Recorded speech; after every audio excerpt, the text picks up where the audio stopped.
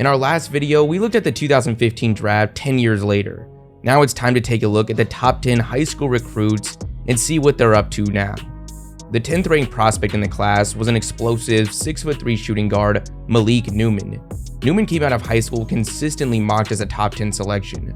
Bleacher Report had him coming off the board as the 8th overall pick, saying that Malik Newman offers backcourt versatility and firepower. He's loaded with talent, fueled by strength, athleticism, and spectacular offensive skills. As a freshman at Mississippi State, Newman would average 11.3 points, shooting 39% from the field and 38% from three.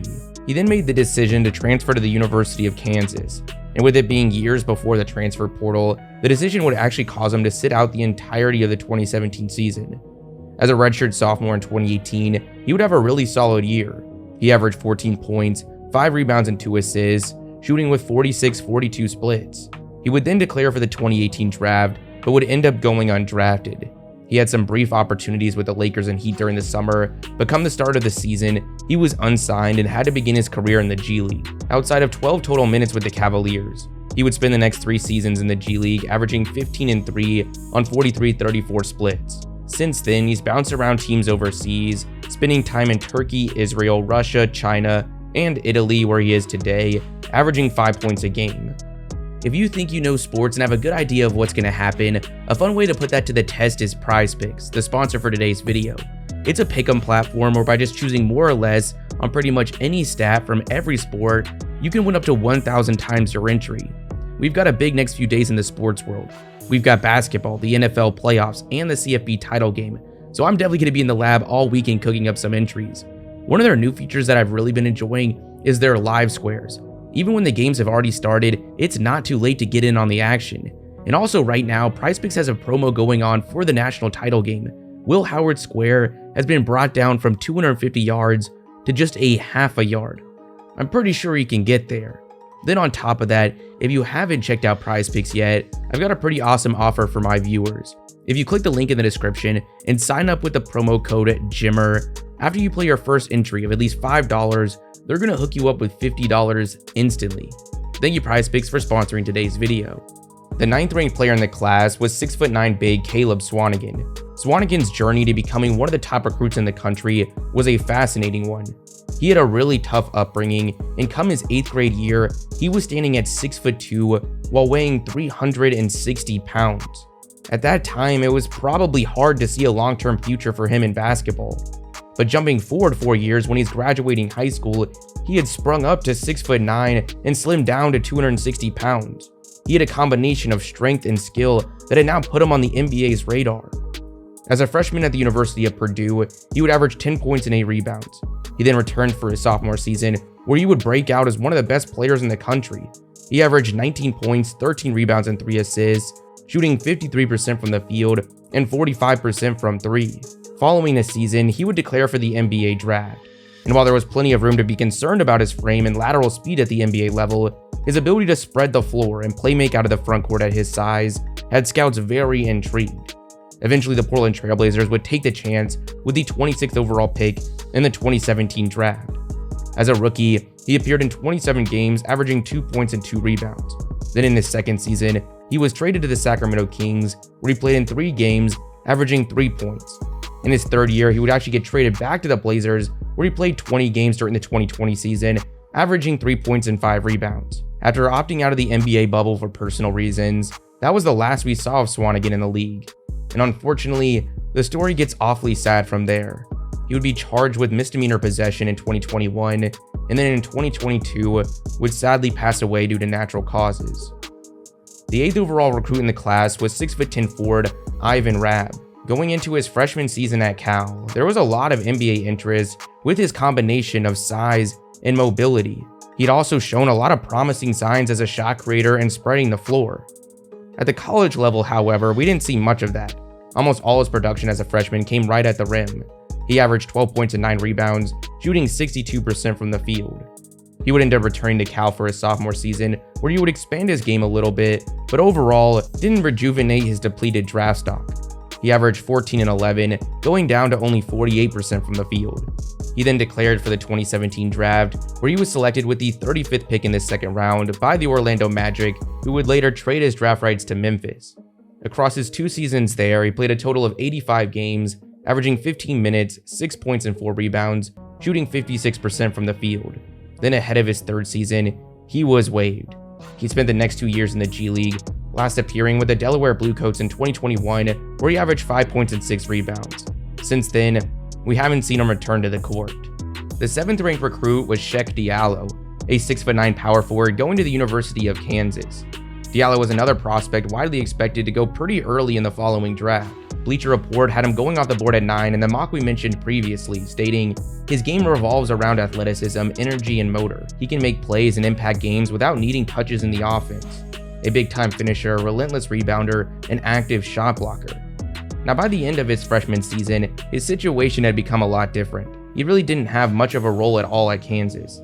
He played just 7 minutes a game, averaging 3 points and 3 rebounds. However, despite the extremely underwhelming season, he would actually declare for the 2016 draft and was eventually selected with the 33rd pick in the second round by the Clippers and then later traded to the Pelicans. Now, while he's clearly one of the least productive college prospects to be selected in the draft, it's not hard to see why NBA teams were still very intrigued.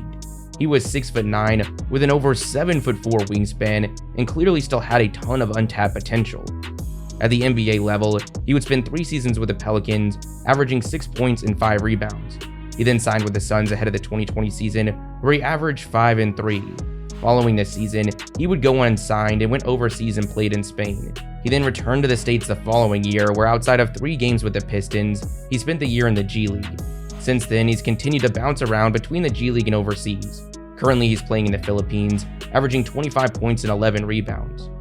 The 6th overall recruit in the country was 6'10" enforcing center Diamond Stone. Stone decided to go to the University of Maryland, where as a freshman, he averaged 13 points and 5 rebounds, shooting 56% from the field. He then declared for the 2016 draft, where he was selected with the 40th selection by the Pelicans, and then was actually traded to the Clippers in that deal that brought Diallo to New Orleans. As a rookie, Stone would appear in just 7 games, averaging just 3 minutes and a single point. That would end up being all we saw from him in the league. He spent the next few years in the G League before going overseas in 2021. He's bounced around quite a bit since then, but today he's playing in the Mongolian League, averaging 27 points and 10 rebounds. The 5th player in the 2015 class was 6'10" power forward Henry Ellenson, a prospect that heading into his freshman year at Marquette was being looked at as one of the most polished bigs in the country. He was also often mocked as one of the top picks in the upcoming draft. Bleacher Report had him going inside the top 5, saying, "Ellenson is incredibly skilled for a power forward or center, with the ability to handle the ball and create 25 feet from the basket. He also has a pure shooting stroke and can even knock down jumpers off step backs and followaways. Expect the Kevin Love comparisons to start flowing once the season gets going." Now, Ellenson's game wouldn't prove to be as polished as we expected, especially when it came to his shooting from distance. As a freshman, he averaged 17 points and 10 rebounds, shooting 45% from the field and just 29% from 3. But while that wasn't what we expected, the skill was still very apparent, and ultimately, the Pistons would end up taking the chance, selecting him with the 18th overall pick in the 2016 draft. At the NBA level, it was rough for him. He played in 19 games as a rookie, averaging 3 points, shooting just 36%. He went up to 38 games in year 2, but was still averaging just 4 points on terrible efficiency. In the middle of his 3rd season, he was traded to the New York Knicks, where he ended up playing 17 games, averaging 6 points. He appeared in 5 games with the Brooklyn Nets during the 2020 season, and then his final action came during the 2021 season with Toronto, where he appeared in only 2 games. He would spend the next couple years playing overseas, but is now playing in the G League. A part of the Wisconsin Herd, he's averaging 15 points, 7 rebounds, and 4 assists, while shooting 48% from 3. The 4th overall player in the recruiting rankings was 6'7" wing Jaylen Brown. Brown decided to go to the University of California, where as a freshman he averaged 15 points, 5 rebounds, and 2 assists, while shooting with 43-29 splits. Not jaw-dropping production by any means, but Brown checked a lot of the boxes scouts look for. He had great length and size, was a great athlete, a versatile defender, and brought a lot of upside to the table offensively. He went into that freshman season mocked as one of the top selections, and come draft night, he was pretty much in the same position. Ultimately, he was selected with the 3rd overall pick by the Boston Celtics. Now, it wasn't a crazy start for him in the NBA. He averaged less than 7 points a game as a rookie, but from there, he started to quickly put it all together. He went up to 15 in year 2, and by his 5th season, he was now an all-star, averaging 25 points, 6 rebounds, and 3 assists on amazing efficiency. Flash forward to today, and he's still with the Celtics, fresh off taking home not only an NBA title, but Finals MVP honors. The 3rd-ranked recruit in the country was 6'8" wing Brandon Ingram. Ingram would end up going to Duke, where as a freshman, he almost immediately cemented himself as one of the top selections in the draft. He averaged 17, 7, and 2, while also shooting 41% from distance. Now at this time, Ingram did have a very thin frame, but that turned very few off of him as a prospect. He was 6'8" with a 7'3" wingspan and a knockdown jump shot on and off the ball. By the time draft night rolled around, there was only one comparison that came up, and it was put in our face constantly, none other than Kevin Durant. With a comparison like that, it's safe to say the expectations were awfully high when he was selected with the 2nd overall pick by the Lakers. Now early on, he wouldn't come close to meeting those crazy expectations. As a rookie, he averaged 9 points, shooting only 40% from the field and 29% from 3. Luckily though, things quickly picked up. He averaged 16, 5, and 4 on 47-39 splits in year 2. He went up to 18 points a game in year 3. And then ahead of his 4th season, was traded to New Orleans, a part of the blockbuster deal that sent Anthony Davis to the Lakers. During his 1st season there, he would take yet another massive jump. He would end up taking home Most Improved Player of the Year after averaging 24 points, 6 boards, and 4 assists, while shooting 46% from the field and 39% from 3 on by far the highest volume of his career. Now after a season like that, it seemed like it was only the beginning of his ascension to the top ranks of the league. But over the last 5 years, while he's still been great, we haven't seen too much change.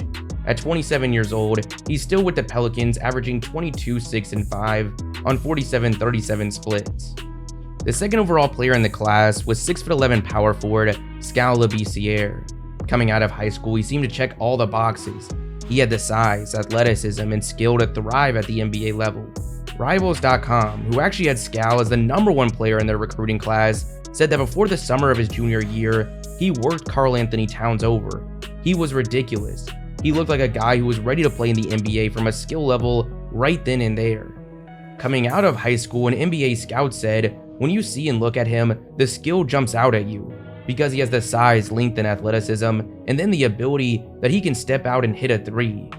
Prior to his freshman season at Kentucky, it was rare to see a mock that didn't have him inside the top 2 selections of the upcoming draft. A year out, it really seemed like that was a given. But unfortunately, things did not go as we expected. At Kentucky, he averaged just 7 points and 3 rebounds. What probably gives a better idea of how the season went for him is how much his averages changed as the year went on. In the first month of his freshman season, he was averaging 23 minutes and 13 points. But come the final month, he was averaging just 15 minutes and less than 4 points. Then on the other end, it didn't get any better. One of the key factors to his role diminishing so much was his ability to consistently get into foul trouble. Per 40 minutes, he was averaging 7.5 fouls. But while we didn't see the defense, rebounding, or scoring production we expected, he would still decide to go to the 2016 draft, where on the back of the prospect he once was, and potentially had the chance to return to, the Sacramento Kings would select him with the 28th overall pick. As a rookie, he played in 33 games, averaging 9 points and 5 rebounds. During his 2nd season, he once again averaged 9 and 5, shooting 45% from the field. Then during the 2019 season, he was traded to Portland. In his 1st season there, he averaged 6 points and 5 boards across 33 games. That's the last we saw of him in the league. Since then, outside of 1 season in Puerto Rico, he's been playing in the G League. Currently, he's with the Stockton Kings, averaging 17 and 7. The #1 player in this class was 6'10" point forward Ben Simmons. Simmons came out of high school legitimately being looked at as one of the top high school recruits of all time. Some were going as far as to label him the closest thing we've seen to LeBron James. As a freshman at LSU, he would average 19 points, 12 rebounds, and 5 assists, shooting 56% from the field. He then became the unanimous 1st overall selection by the Philadelphia 76ers. He would miss his 1st year with injury, but he would take home Rookie of the Year in 2018, averaging 16, 8, and 8, shooting 55% from the field. He would go up to 17, 8, and 9 in year 2. but that's where things started to stagnate. We saw very similar averages over the next 2 seasons, and then things started to go downhill. During the 2021 playoffs, his confidence got shattered, which eventually played a huge part in them falling to a young Hawks team in the second round. Then following the season, we would see him make a move that's only explanation seemed to be embarrassment. He requested a trade from Philly. Unfortunately for him though, those demands were not met quickly, leading to him holding out to begin the 2022 season. He would finally get his wish at the trade deadline, being sent to the Brooklyn Nets as a part of the James Harden trade, but wouldn't make his debut with the team until the following year. When he finally returned, it seemed to be a completely different player, and not in a good way. Across 42 games, he averaged 7 points, 6 assists, and 6 rebounds. Citing a back injury, he would only play in 15 games this past year, where he averaged 6 points. It's been a similar story this year, averaging 6 points, 5 rebounds, and 7 assists. Now with what he's capable of defensively, Simmons can still bring legit value in the right situation, but the negative sentiment surrounding him shouldn't be surprising at all, given that this year, he's going to make over $40 million.